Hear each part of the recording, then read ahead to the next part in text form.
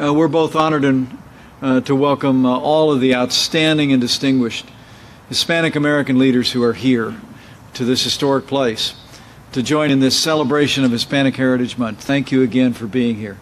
And to join me in thanking our two sponsors, organizations that do so much to promote the well-being of Latinos across America, the Latino Coalition Foundation and the Libre Institute. Thank you so much for co-sponsoring this event. And I bring greetings from a great champion of Hispanic Americans and of opportunities for every American, the 45th President of the United States of America, President Donald Trump.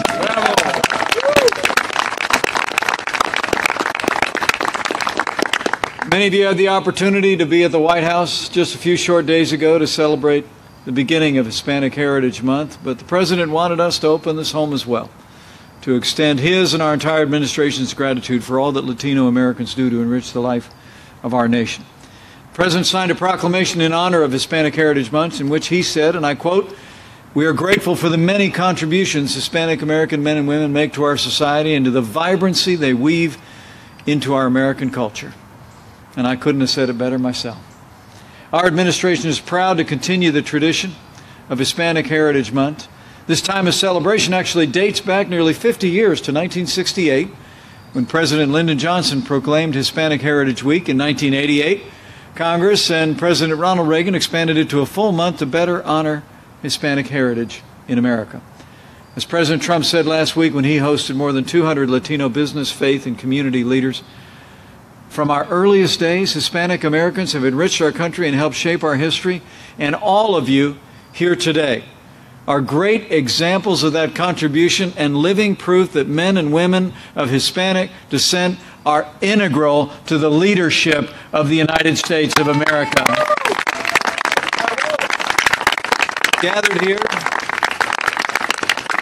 Gathered here around this pool are many extraordinary Latino Americans, and Karen and I are humbled to have you here. Men and women who've contributed every facet of American life.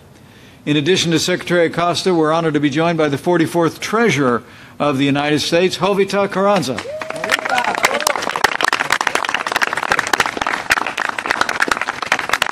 I'd also like to recognize all the distinguished Hispanic Americans serving in Congress today. Were it not for their voting schedule this evening, I know many of them would have been here to celebrate with us. But I'd also like to recognize leaders in the life of business, the life of faith, and from so many other walks of life. I know Congressman Bill Flores was here. Congresswoman Eliana Ross-Layton, he still is here.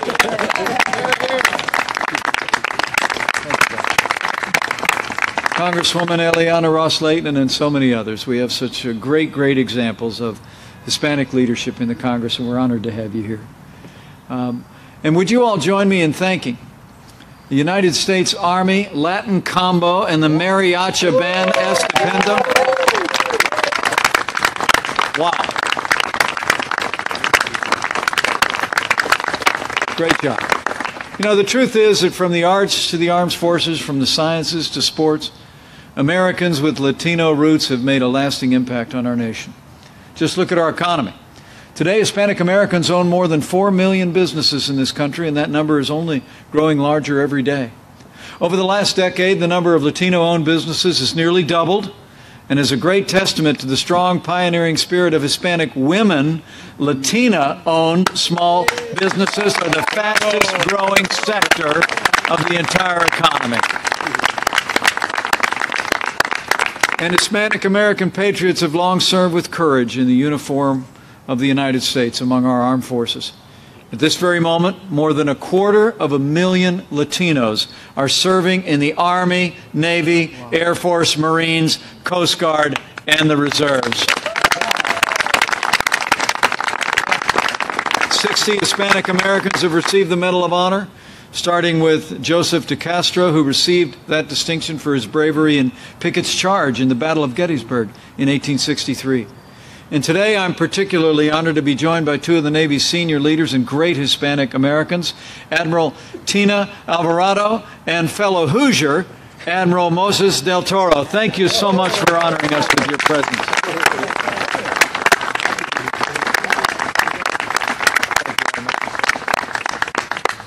As this occasion demonstrates, Latino Americans make up one of the most vibrant threads of our national life. And the wide variety of cultures and traditions is really beautiful to behold. I had the privilege of experiencing many rich Latino cultures firsthand when in the past few months, at the President's direction, we visited several countries in Latin America on America's behalf, including Colombia, Argentina, Chile, and Panama. Karen and I thoroughly enjoyed our time in each of these great countries and were inspired by their example and their commitment to freedom and free markets. To each of them, we brought the President's commitment to strengthen our ties in commerce and security, and in our shared devotion to freedom and a brighter future for all of our people in this hemisphere. In June, I expressed a similar commitment to the nations of the Northern Triangle and all of Central America when we traveled to Miami to join leaders in Guatemala, Honduras, El Salvador for the inaugural Conference on Security and Prosperity. You know, before I go further, let me take a moment to thank all the notable diplomats who are with us tonight, representing their Latin American home countries here in Washington. We have officials from Argentina, Colombia, Honduras, Chile, and Mexico, and we are tremendously honored by the ambassadors who are with us tonight. Let me also say how our thoughts and prayers and the prayers of every American are with everyone affected by the devastating earthquake in Mexico that took place just a few weeks ago. As the ambassador knows, shortly after the earthquake, President Trump sent a search and rescue team to Mexico and pledged to continue close coordination with our southern neighbor in this challenging time. This year, on the President's behalf, I've also spoken with Venezuelan and Cuban communities here in the United States. This summer, we visited Domino's Park and Manuel Artemis Theater in Little Havana. I saw the spirit of the Cuban exile community in this country firsthand.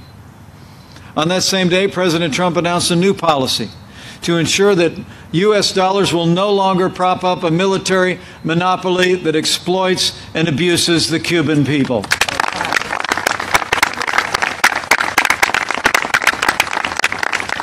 Under this administration, it will always be Que viva Cuba Libre.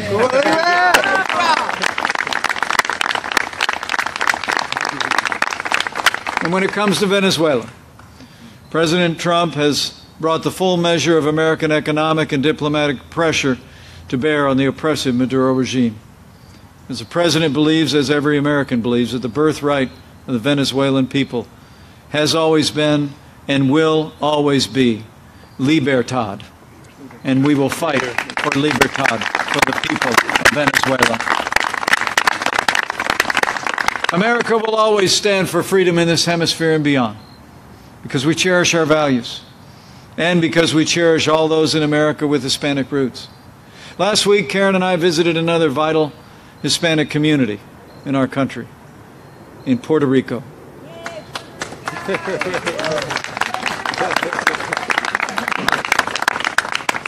We traveled to Puerto Rico at the President's request only a few days after he and First Lady Melania had visited, to stand with our fellow Americans in the wake of Hurricanes Irma and Maria.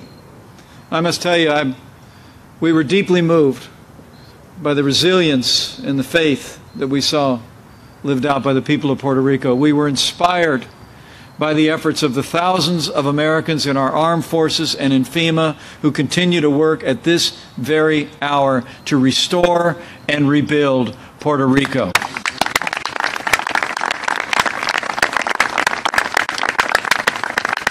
I'm also honored today to be joined by a friend of mine who I served with in the Congress but would go on to be the governor of Puerto Rico, and a man who loves that territory and loves the Puerto Rican people like very few others, Governor Luis Fortunio. Thank you for being with us and for your leadership.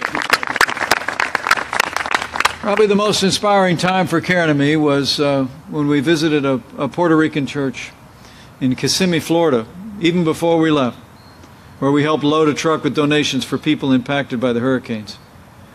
We saw people connected to the Puerto Rican community who themselves were recovering from a hurricane that had crossed Florida just a few weeks before. But there they were, donating their time and their talent and their treasure to help the fellow Americans in Puerto Rico.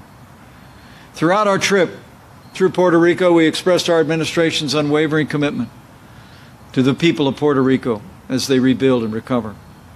It was heartbreaking, frankly, to see the destruction wrought by those historic storms. We walked through Puerto Rican communities with Governor Rosella and with Congresswoman Gonzalez. But, as I said before, we were inspired to see the faith and the courage and the resilience of the Puerto Rican people shining through. For as Father Peña, a priest from San Juan, told me personally, they may be without electricity, but they are not without light. Wow.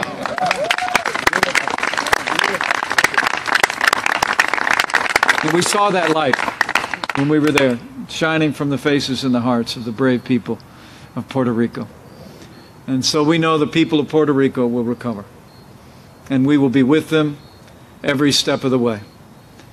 As the President said on his visit to the island earlier in the week, I said as well, and I say to all of you gathered here today, to the people of Puerto Rico, we are with you, we stand with you, and we will be with you every single day until Puerto Rico is restored bigger and better than ever before. Puerto Rico se levanta.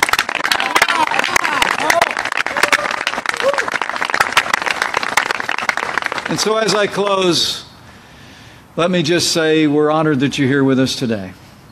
And we hope that this fellowship and this hospitality just demonstrates in some small way the enduring admiration of President Trump and our entire administration for the contributions that Hispanic Americans make to the life of our nation. Like all of you, I count among the greatest blessings of my life the fact that I can call myself an American. Alex got into this a little bit in his remarks, but I'll close with it as well. The truth is, with very few exceptions, we're all descended from those who didn't have that blessing. People who came here, people who strive with all their might to become Americans. It was nearly a century ago, as Alex said, that my great-grandmother handed her son, Richard Michael, a one-way ticket from Ireland to America. The legend in our family is that my great-grandmother walked him up a hill just outside a little house in Tubbercurry, Ireland, a house that I would visit when I was a young man, a two-room house where she raised 8 children, among whom was my grandfather. The word is that she looked out to the west over the Ox Mountains and she told my grandfather, "You have to go to America because there's a future there for you." Well, Richard Michael Cawley, who stepped off onto Ellis Island as a young man on April 11, 1923, is how Michael Richard Pence became Vice President of the United States of America. My grandfather made his way here. He drove a bus for 40 years. He was the proudest man I ever knew. He put down roots. He built everything that mattered. A good name. A good family. He raised a precocious redhead whose blue eyes and red hair still flame to this day. She married a fast-talking salesman who took her down to southern Indiana, where I showed up. But my grandfather's story, my mom's story, and my story are like the stories of so many of you gathered here today, and I know that. It's just the story of the American dream. My grandfather was an Irishman by birth, but he became an American by choice, and he was proud of it. When he went home to be with the Lord in 1980, he left behind a family and a grandson who will be forever grateful for his courage and his willingness to come. Because the truth is, I got to think of my grandfather's looking down from glory, seeing his grandson living in this place, having the privilege to serve in this capacity. He's probably come to 2 conclusions. Number 1, I expect he's very surprised because he knew me pretty well. But secondly, I bet he's come to the conclusion that he was right about America. He was right to come. He was right to believe that anybody could be anybody in this land of freedom and opportunity. And that's what's true today. My family and for all of you gathered here today, for your forebears that came to this land. They came here with courage. They came here with determination. They came here believing in the promise of America. But in most cases, they also came with one other quality. That's the quality of faith. Faith in the goodness of all who call America home. faith in the self-evident truths that bind us together as Americans. But they also had that other kind of faith. Faith that Karen and I witness every time we're in the Hispanic community in this country. We visited communities large and small all across this country and a little bit around the world.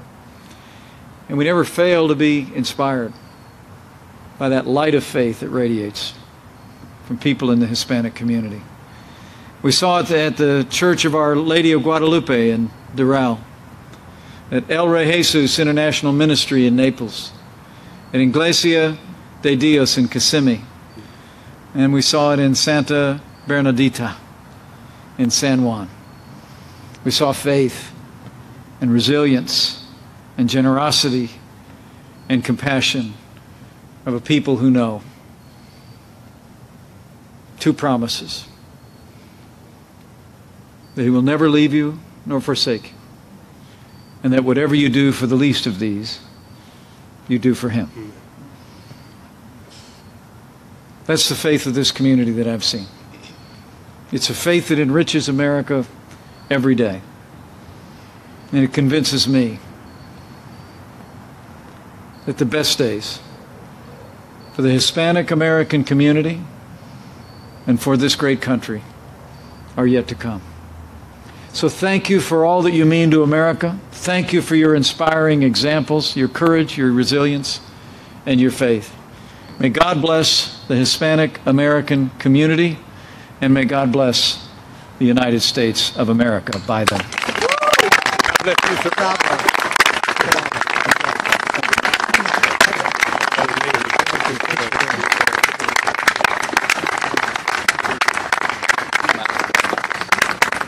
I love it. I love it. Tell the band to start. Fire up again.